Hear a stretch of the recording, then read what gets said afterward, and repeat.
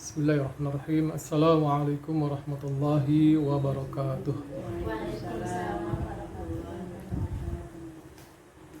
Alhamdulillahi rabbil alamin. Wassalatu wassalamu ala ashrafil anbiya'i wal mursalin wa ala alihi wa sahbihi ajma'in, amma ba'd. Qala Allah ta'ala fil Qur'anil Karim, a'udzu billahi minasy syaithanir rajim. Inna a'tainakal kautsar fasalli li rabbika wanhar. Inna syani'aka huwal abtar. Shadaqallahul azim. Para saimin dan saimat yang dirahmati Allah, mari kita senantiasa bersyukur pada Allah Subhanahu wa taala karena kita sudah memasuki malam yang ke-6 dan sudah 5 hari kita berpuasa, bersiam dan berqiyam. Mudah-mudahan apa saja ibadah yang kita lakukan selama 5 hari ini memberikan hasil yang baik kepada kita, sehingga kita semakin berkualitas ya. Karena puasa itu diperintahkan kepada kita adalah agar kita menjadi manusia berkualitas. Kualitas bukan cuma berkualitas dalam hal rohani, tapi juga secara fisik.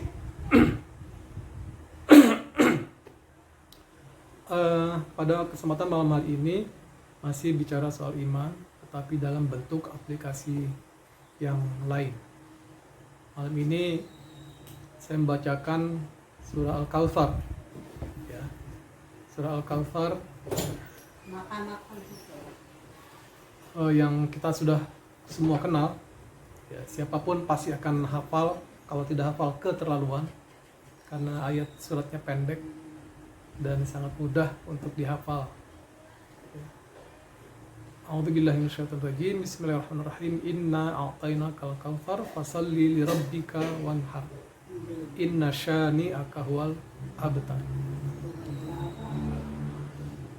Arti dari Al-Kautsar ini pada ayat pertama Allah mengatakan inna a'tainakal kautsar. Sungguhnya kami telah memberikan kepadamu nikmat yang banyak, yang melimpah ruah. Ada juga yang mengatakan ini ayat adalah khusus untuk menggambarkan keistimewaan Nabi Muhammad SAW. Apa istimewanya? Bahwa surga itu sudah diciptakan, sudah disediakan oleh Allah SWT ketika Rasulullah menjelang meninggalnya ya, sudah diberikan. Makanya disebut Al-Kautsar. Al-Kautsar itu telaga ya, diartikan oleh para ahli tafsir ada telaga yang sudah disediakan oleh Allah Subhanahu wa taala, di mana kata Rasulullah, barang siapa yang minum air telagaku maka dia tidak akan mengalami haus di saat kehausan sedang melanda di akhirat itu. Jadi tidak pernah ada rasa haus ya pada umatku yang meminum telaga Kautsar itu. Nah, kemudian tapi secara umum makna itu adalah Allah memberikan nikmat yang melimpah ruah kepada manusia. Ya, jadi tidak ada alasan buat kita untuk merasa kekurangan nikmat. Ya. Meskipun keadaan kita misalnya kelihatan serba kekurangan, tetapi sebenarnya nikmat Allah itu sudah sangat besar sekali diberikan. Buktinya apa? Kita alhamdulillah masih bisa menghirup udara ya, karena kondisi kesehatan kita yang baik, tanpa menggunakan oksigen yang harus dibeli, karena sekali menghisap oksigen itu bayarannya luar biasa ya. Ada nilai yang harus dibayar kalau kita menghirup oksigen yang sudah diciptakan oleh manusia, tapi dalam tabung. Tapi Allah menyediakan oksigen yang tidak terbatas, dan itu ketika kita mampu menghirupnya ya, menghirup oksigen yang Allah berikan gratis dan kita bisa nikmati. Itu baru dari segi itunya saja. Belum lagi apa yang ada pada tubuh kita ini, ya. Mata kita masih bisa melihat, ya. Buat yang sudah berusia lanjut, ya paling nambah-nambah kacamata. Kemudian hidung kita masih bisa menghidu, mencium sesuatu, ya. Kemudian telinga kita masih bisa mendengar, gigi yang ada pada kita masih bisa mengunyah, kecuali yang sudah tua yang tinggal satu kayak ibu kita. Nah itu, namun begitu tetap saja masih bisa mengunyah, masih bisa makan gitu ya, dan masih bisa mengisi tubuhnya dengan nutrisi yang disediakan, yang ada. Itu nikmat yang tidak terhingga, ya. Apalagi kalau kita kemudian juga melihat wa fi anfusikum afala tubsirun, kata Allah, pada dirimu tidakkah engkau perhatikan? Apa yang kita perhatikan pada tubuh kita? Ya semua tadi anggota tubuh kita ini, ya, itu memiliki nikmat yang tidak terhingga. Wa in ta'uddu ni'matallahi la tuhsuha, kata Allah. Sungguh bahwa Allah memberikan nikmat itu tidak akan bisa dihitung, tidak ada nilainya, tidak ternilai harganya, sangat melimpah ruah. Jadi tidak ada alasan buat kita tidak bersyukur. Nah, sekarang persoalannya adalah ayat tadi kemudian dilanjutkan, ya, dilanjutkan dengan apa? Fasalli li rabbika wanhar. Ya, fasalli li rabbika wanhar.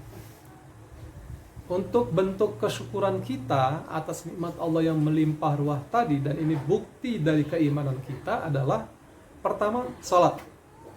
Fasalli li rabbika, maka salatlah untuk Tuhanmu, atau demi Tuhanmu, atau karena Tuhanmu. Fasalli li rabbika. Jadi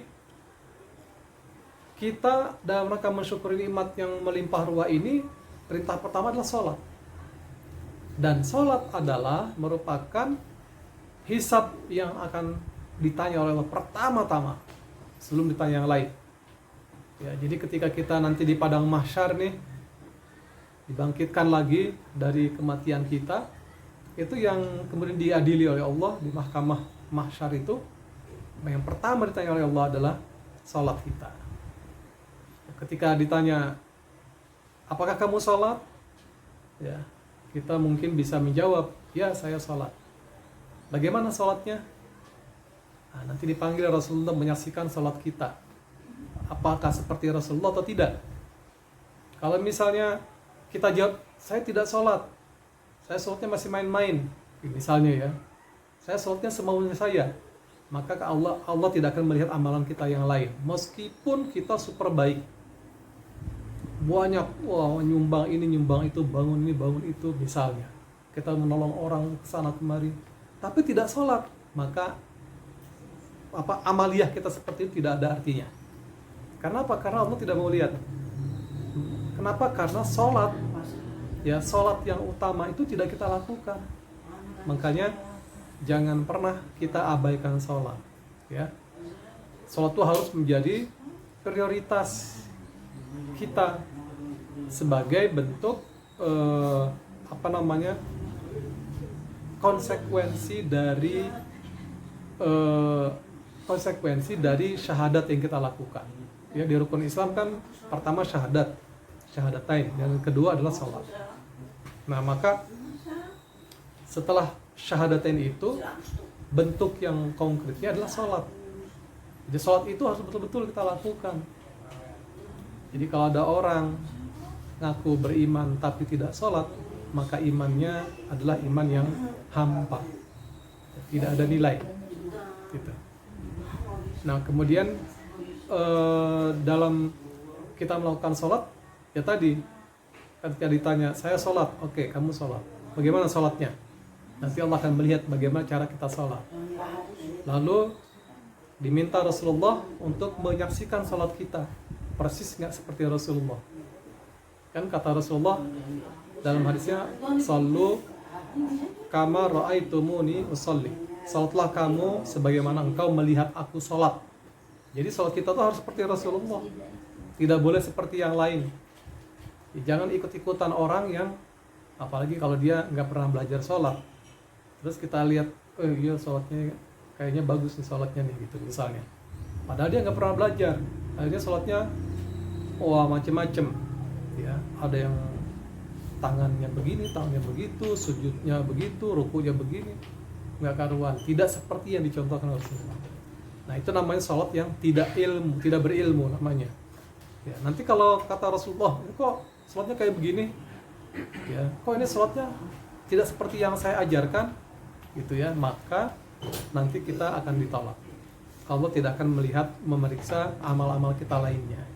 Jadi betapa pentingnya sholat itu mengikut seperti Rasulullah. Ya, jangan mengikut kebanyakan orang yang tidak belajar. Nah, apalagi kita tahu dia tidak pernah belajar, dia cuma ikut-ikutan orang lain. Ya, kita harus pelajari betul sholat itu, sehingga nanti kita bisa melakukan sholat dan Rasulullah mengiyakan sholat kita, karena kita sholatnya seperti Rasulullah SAW. Jadi oleh karenanya betapa pentingnya kita belajar sholat itu, ya, sampai kapanpun sholat itu harus terus dipelajari. Apalagi kalau misalnya secara gerak-geriknya sudah oke, penghayatannya gimana? Nah, penghayatannya itulah nanti yang harus semakin meningkatkan kualitas sholat kita tadi sebagai orang yang melakukan sholat. Dan yang kedua, kata Rasulullah, kata Allah Subhanahu Wa Taala, sebagai syukur kita terhadap nikmat yang melimpah ruah tadi adalah wanhar, ya, anhar. Jadi melakukan pengorbanan. Jadi kalau sudah sholat, apakah selesai? Tidak. Allah tetap menuntut kita untuk berkorban, ya, berkorban. Ya. Nahar itu kan menyembelih, ya. Tapi pada intinya itu adalah pengorbanan. Jadi kalau habis sholat kita harus siap berkorban. Apa yang kita korbankan? Seluruh jiwa raga kita. Untuk apa? Untuk kemuliaan Islam. Ya, sebagai bukti sebagai bukti bahwa kita ini sebagai hambanya. Ya. Hamba yang berkualitas adalah hamba yang senantiasa siap berkorban untuk Islam.